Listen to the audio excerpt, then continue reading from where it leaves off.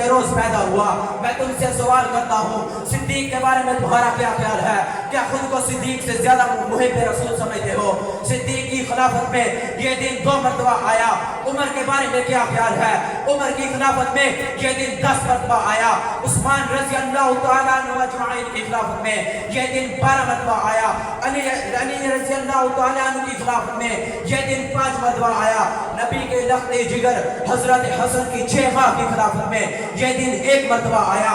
حضرت امیر معاویہ کی خلافت میں یہ دن 19 مرتبہ آیا۔ کسی نے کوئی جلوس نہیں نکالا، کسی نے خوشی کا اظہار نہیں کیا۔ اگر یہ دن نہ منانا جرم ہے تو ہمارے نصیب کے کیا کہنے کہ قیامت کے دن ہم بھی اسی سامنے کھڑے ہوں گے جس سامنے ابو بکر ہوں گے، عمر ہوں گے، عثمان ہوں گے، علی ہوں گے، امیر معاویہ ہوں گے، سارے صحابہ ہوں گے۔ اور یہ میلاد ملا کہتے ہیں سوائے ابلیس کے سبھی تو جہاں میں خوشیاں منا رہے ہیں اور گستاخ اہل حدیث ہیں۔ تم 12 ربیع الاول کو اپنے گلی محلوں کا چکر لگانا، تمہیں وہاں کعبۃ اللہ کا ماڈل نظر آئے گا، روضہ الرسول بنا ہوا نظر آئے گا۔ 13 ربیع الاول کو انہی گلی محلوں کا چکر لگانا، نہ کعبۃ اللہ کا ماڈل ملے گا نہ روضہ الرسول ملے گا۔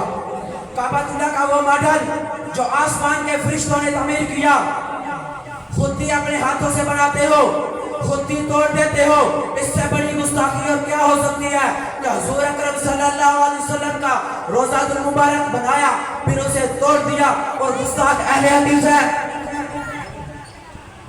اور پھر کہتے ہیں سبھی تو جہاں میں خوشیاں منا رہے ہیں سوائے ابلیس کے۔ تمہارا پیر ہے تو ہمارا لے تم گئے ہو عبد القادر جیلانی، سب کہو رحمت اللہ علیہ، وہ اہل حدیث تھے۔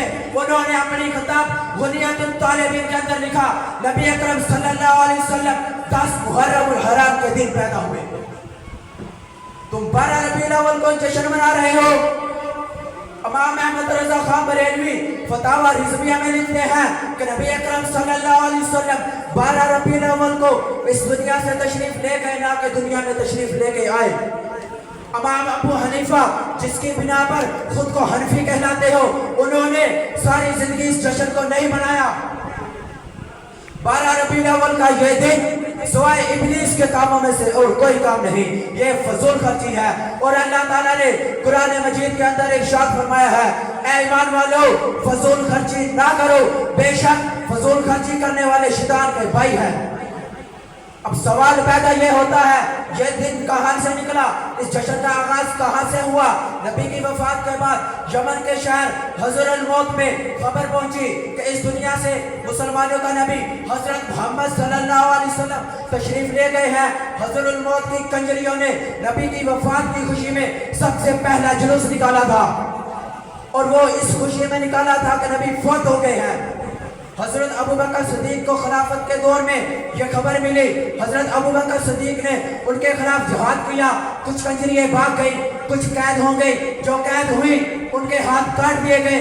کیا آج ہم بھی حضرت ابو بکر صدیق کے عمل کی پیروی کرنی چاہیے؟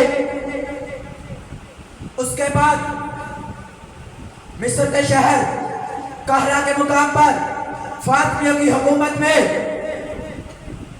ان کے خلیفہ عبدالعزیز الدین نے سن 400 ہجری میں نبی کی وفات کے 400 سال بعد یہ دن منایا۔ سرکاری سطح پر جشن عید میلاد النبی منایا گیا۔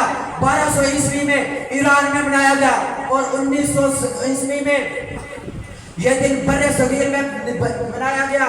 امام احمد رضا خان بریلوی نے سب سے پہلا جو خطبہ دیا تھا وہ جشن عید میلاد النبی کا دیا تھا، اور اس نے کہا تھا 9 ربیع الاول کو اس دنیا میں نبی پاک تشریف لائے۔